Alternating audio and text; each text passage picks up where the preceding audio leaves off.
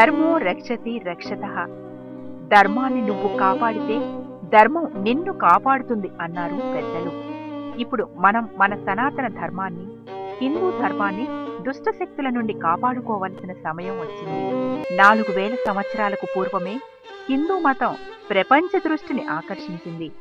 హిందూ మతం అంటే ఓ జీవన విధానం. ఇతర మతాల మాదిరిగా దీనికి స్థాపకుడంటూ ఏ ఒక్క వ్యక్తి లేడు. హిందూ మతం ప్రాచీన కాలం నాటి ఋషుల సత్యానుభూతులనే చెక్కు చెదరని పునాది మీద స్థాపితమైంది. హైందవ సంస్కృతి శిష్టాచారాలకు వేదమే ఆధారం. ఈ ప్రపంచంలో వేదంతో సమానమైన జ్ఞాన గ్రంథం మరొకటి లేదు. నేను ఐరోపా, ఆసియా ఖండాలలోని మతాలు అన్నింటినీ అధ్యయనం చేశాను. వాటన్నింటిలో నాకు హిందూ ధర్మమే అత్యుత్తమమైనదిగా కనిపించింది.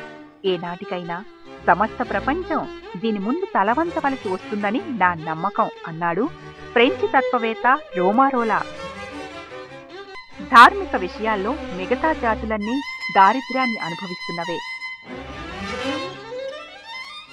ఒక్క హిందూ జాతి మాత్రమే సుసంపన్నమైన జాతి అన్నాడు అమెరికన్ విద్వాంసుడు మార్క్ ట్వెయిన్.